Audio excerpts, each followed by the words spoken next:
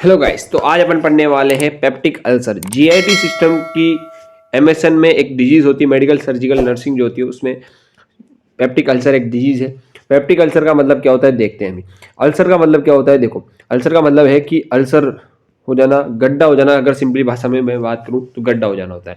तो देखो, पेप्टिक का मतलब हो सकता है, अपन कह सकते हो पेट में, कह सकते हो सीधी भाषा में पेट में क्या हो जाना, घाव हो जाना, उसे अपन पेप्टिक अल्सर कहते हैं। लेकिन अगर नॉर्मली अगर इसकी डेफिनेशन की बात करें तो देखते हैं क्या होता है। It is the breakdown in continuity of mucous membrane of duodenum, oesophagus, stomach का। देखो, तीन चीजें यहाँ पर इंक्लूड होती है। पेप्टिक में तीन चीजें इंक्लूड होती है। पहली आती है ड्यूडेनम आती है, दूसरा स्टोमक आता है, और तीसरी जो आती है वो ईसोफेगस आती है। तो ये तीनों चीजों में क्या हो जाना, उसकी जो म्यूकस मेम्ब्रेन होती है, जो उसके अंदर लाइनिंग होती है, उसकी क्या हो जाना, ब्रेक डाउन हो जाना, कंटिन्यूटी जो है उसका ब्रेक डाउन हो जाना। तो उसे अपन क्या कहेंगे, पेप्टिक अल्सर कहेंगे। और ब्रेक, ये ब्रीच नहीं है, ब्रेक है, ब्रेक इन लाइनिंग या म्यूकोसा ऑफ डाइजेस्टिव ट्रैक्ट। या डाइजेस्टिव ट्रैक्ट जो होता है, डाइजेस्टिव ट्रैक्ट है पूरा अपना, माउथ से लेकर एनस तक, उसकी जो जितनी भी म्यूकोसा लेयर है, सबसे अंदर वाली लेयर कौन सी होती है, म्यूकोसा होती है। उसका क्या हो जाना, ब्रेक हो जाना। और वो ब्रेक होती है किसके द्वारा ब्रेक होती है, produced by digestion of mucosa. अब देखो, ये प्रोड्यूस होती है डिजीज पेप्टिक अल्सर किसके कारण प्रोड्यूस होती है, by digestion of mucosa. Mucosa digest होती है किसके द्वारा होती है, by pepsin and acid are present in abnormally high concentration. यदि एसिड जो है वो ज्यादा मात्रा में सिक्रेट होने लग जाए, पेप्सिन ज्यादा मात्रा में सिक्रेट होने लग जाए, तो म्यूकोसा की जो वाल है, यानी अंदर वाली जो वाल है, उसमें क्या कर देगा, उसको उसकी जो कंटिन्यूटी है उसको ब्रेक करने लग जाएगा। वहां पर क्या हो जाएगा, गड्ढा हो जाएगा। तो उसे अपन क्या कह रहे हैं, पेप्टिक अल्सर कह रहे हैं। इस डायग्राम से देखिए कि लोकेशन कहाँ हो सकता है, अल्सर का कहाँ हो सकता है। ये देखो, ये अपना पूरा क्या है, स्टोमक कह सकते हो, इसके साथ इसोफेगस ऊपर जुड़ी हुई है ये, और नीचे ड्यूडेनम जुड़ी हुई है ये। ठीक है, तो देखो ऊपर से इसोफेगस आ रही है, तो यहाँ पर अगर क्या हो गया, अल्सर हो गया है, इस जगह अल्सर, तो इसे अपन कहेंगे इसोफेजियल अल्सर। क्या कहेंगे, इसोफेजियल अल्सर। स्टोमक में है जो यहाँ पर अगर गैस्ट्रिक, इसे कहेंगे स्टोमक को अपन दूसरी भाषा में गैस्ट्रिक कहते हैं, तो गैस्ट्रिक अल्सर कहेंगे। अगर जो पेट में, स्टोमक में जो अल्सर हो रहा है उसे गैस्ट्रिक अल्सर कहेंगे।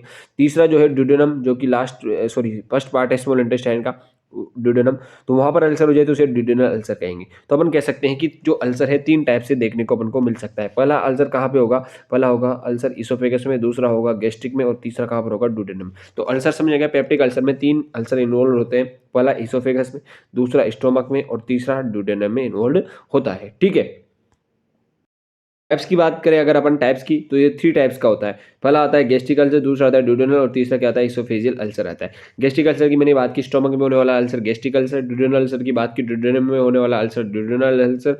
और इसोफेजियल अल्सर जो इसोफेगस में होता है। तो अपन पहले अल्सर की बात करें, गैस्ट्रिक अल्सर की। गैस्ट्रिक अल्सर जो है हमें किस प्रकार, किससे कैसे देखने को मिलता है, तो देखो कि it is the breaking of mucous membrane of stomach. Stomach की जो म्यूकस मेम्ब्रेन होती है उसका ब्रेक हो जाना due to some injuries, like सब चांस, कोई भी सब चांस आप बहुत टाइम के लिए ले रहे हो, जैसे कि एल्कोहल हो गया, कैफीन हो गया, एस्पायरेशन के कारण, या एनएसए ड्रग्स हो गई, उनके कारण गैस्ट्रिक अल्सर देखने को मिलता है। तो इसका मैकेनिज्म ऑफ एक्शन देखें कि किस प्रकार मैकेनिज्म होती है गैस्ट्रिक अल्सर की। तो देखो, due to drugs, NSAIDs drug होगी, एल्कोहल होगी, कॉफी हो गई, टी हो गई, यानी कोई भी इटालॉजी, कोई भी कारण जिसके कारण अल्सर देखने को मिल सकता है। तो वो ड्रग्स हो गई, एल्कोहल हो गया, कॉफी हो गई, टी हो गई। उसके कारण क्या होगा, एक्सेसिव सिक्रेशन हो जाएगा HCl का, और डिक्रीज हो जाएगी म्यूकस सिक्रेशन। देखो, म्यूकस जो है, अपनी म्यूकस मेम्ब्रेन जो है वो अपने को प्रोटेक्ट करने के लिए वो म्यूकस सिक्रेट करती है, जिसके कारण जो HCl है वो कांटेक्ट में नहीं आ पाता किसके, म्यूकस मेम्ब्रेन के।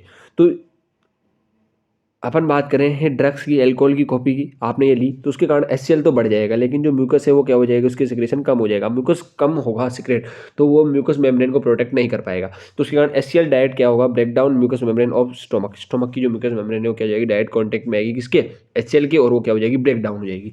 Acid enter into gastric mucosa, और जो एसिड है वो किस में एंटर कर जाएगा, गैस्ट्रिक म्यूकोसा में एंटर कर जाएगा, और गैस्ट्रिक अल्सर देखने को मिलेगा। तो ये पहला टाइप देखने को मिलता है अपन को, गैस्ट्रिक अल्सर। दूसरा अल्सर बात करें, ड्यूडेनल अल्सर होता है। ड्यूडेनल अल्सर मैंने बात की, ड्यूडेनम में होने वाला ulcer, they occur in duodenum due to stimulation of vagus nerve during resting period और फास्टिंग। देखो, ड्यूडेनल अल्सर किसके कारण हो रहा है, ये वेगस नर्व के स्टिमुलेशन के कारण हो रहा है, जो कि रेस्टिंग पीरियड में हो सकता है, फास्टिंग में हो सकता है। देखो, ड्यू टू फास्टिंग, आपने कोई मान लो कुछ किसी दिन भोजन नहीं किया, फास्टिंग व्रत रह रहे हो आप, तो उसके उसमें दिन क्या होगा, स्टिमुलेट हो जाएगी वेगस नर्व, और वेगस नर्व स्टिमुलेट होगी तो इंक्रीज होगा gastric secretion. Gastric secretion increase होंगे तो HCl सिक्रेशन लेवल इंक्रीज होगा, और the leads to duodenal ulcer, और ड्यूडेनल अल्सर देखने को मिलेगा। अब देखो गैस्ट्रिक अल्सर की बात करें वापस कि गैस्ट्रिक अल्सर जो है उसमें क्या क्या होता है। तो दे ओकर इन स्टोमक, ये कहाँ पर होता है, स्टोमक में होता है। They cause by injury like substance alcohol aspirin NSAID drugs, उनके कारण देखने को मिलता है। Pain in left epigastric region in the gastric ulcer, gastric ulcer में जो है एपिगैस्ट्रिक जो रीजन होता है वहाँ पे लेफ्ट एपिगैस्ट्रिक रीजन, वहाँ पर पेन देखने को मिलता है। नोजिया इज कॉमन, इसमें नोजिया देखने को मिल सकती है। वोमिटिंग विद ब्लड ओकर इन दिस केस, इसमें क्या होता है गैस्ट्रिक अल्सर में ब्लड आता है, वोमिटिंग के साथ ब्लड आता है। वेट लॉस होता है और pain start just after taking food, और जब आप फूड खाते हो तो उसके बाद आफ्टर जस्ट पेन देखने को मिल सकता है आपको, ठीक है।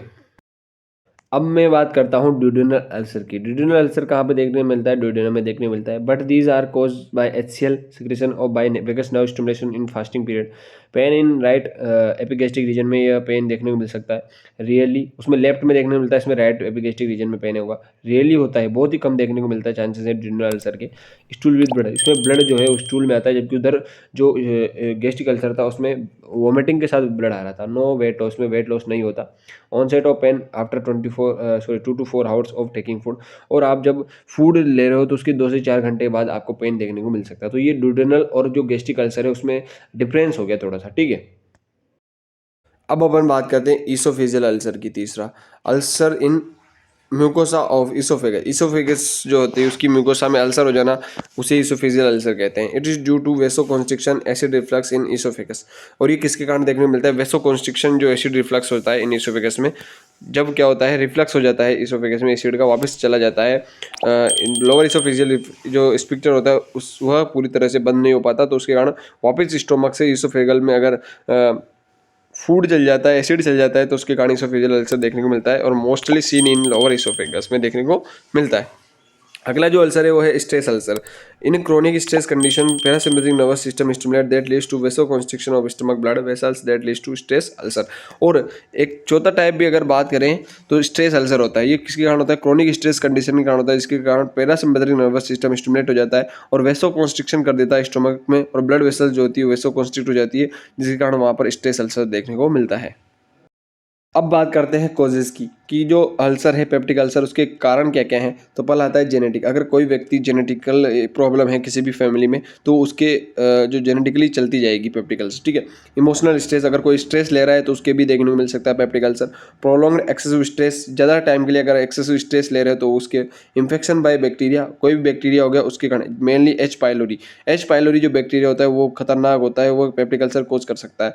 Prolonged use of drug example NSAID corticosteroid और एंटीप्लेटलेट्स, अगर आप इन ड्रग्स को यूज कर रहे हो बहुत टाइम के लिए तो उससे अल्सर हो सकता है। Excessive intake of caffeine alcohol, और यदि आप चाय पी रहे हो बहुत टाइम के लिए, अल्कोहल का यूज कर रहे हो तो उसके कारण हो सकता है। फास्टिंग और रेस्टिंग पीरियड, मैंने बात की कौन सा अल्सर होगा, इससे ड्यूडेनल अल्सर देखने को मिलता है फास्टिंग और रेस्टिंग पीरियड के कारण, उसके कारण वेगस नर्व स्टिमुलेट हो जाती है। अगला बात करें साइन एंड सिम्टम्स की। साइन एंड सिम्टम्स की बात करें तो साइन एंड वही मैंने बात की पहले, एपिगैस्ट्रिक पेन होगा, हाइपोकॉन्ड्रियम रीजन में पेन होगा, नोजिया होगा, वोमिटिंग होगा, डिस्कम्फर्ट होगा, एनोरेक्सिया, लॉस ऑफ एपेटाइट होगा, वेट लॉस हो सकता है, ब्लडी स्टूल, स्टूल में ब्लड आ सकता है, डिस्फेजिया डिस्पेप्सिया हो सकता है, नोक्चुरल पेन हो सकता है, रात में पेन हो सकता है, हार्ट बर्न हो सकता है। तो ये पूरे साइन एंड सिम्टम्स देखने को मिल सकते हैं पेप्टिक अल्सर में। अब अपन बात करते हैं मैनेजमेंट की। तो पहला मैनेजमेंट आता है मेडिकल मैनेजमेंट। मेडिकल मैनेजमेंट में ड्रग्स की बात करें तो पहली ड्रग्स आती है एंटी माइक्रोबियल ड्रग, जो कि मोस्टली मेट्रानिडाजोल है, जिसे मेट्रोजील भी कहा जाता है। H2 ब्लॉकर आती है, हिस्टामिन 2 ब्लॉकर आती है, जिसमें आता है रानिटिडीन। एक्शन जो होता है इसका वो H2 रिसेप्टर ब्लॉकर होती है, ब्लॉक कर देती है H2 यानी हिस्टामिन रिसेप्टर्स को, जो कि leads to hypersecretion of acids, जो गैस्ट्रिक जूस जो है या HCl है उसके सिक्रेशन को कम कर देती है। एंटासिड की बात करें, एंटासिड दिया जाता है इसमें न्यूट्रलाइज HCl सिक्रेशन को न्यूट्रलाइज कर देता है। Aluminium hydroxide, calcium carbonate, magnesium hydroxide, sodium bicarbonate. Proton pump inhibitor होती है, जिसमें आता है लेंसोप्रोजोल, ओमेप्रोजोल। सर्जिकल मैनेजमेंट की बात करें तो इसमें बहुत सारी सर्जरी कर सकते हैं अपन। पहले आती है वेगोटोमी। अगर वेगस नर्व को आप कट कर दोगे तो उससे भी क्या हो जाएगा, सिक्रेशन नहीं हो पाएगा HCl का, और जो गैस्ट्रिक एसिड जूस से उनका सिक्रेशन कम हो जाएगा, ठीक है। गैस्ट्रोजेजुनोस्टोमी की जाती है, जिसमें remove the antrum part of stomach and join with the remaining part of jejunum, जिसमें जो है स्टोमक का जो एंट्रम पार्ट होता है उसको कट कर दिया जाता है और जॉइन कर दिया जाता है जो बचे हुए स्टोमक को, किससे, जेजुनम से।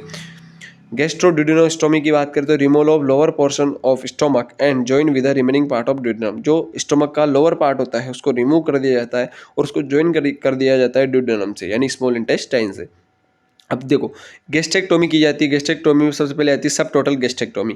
इसमें आता है remove the portion which is more affected by ulcer in stomach.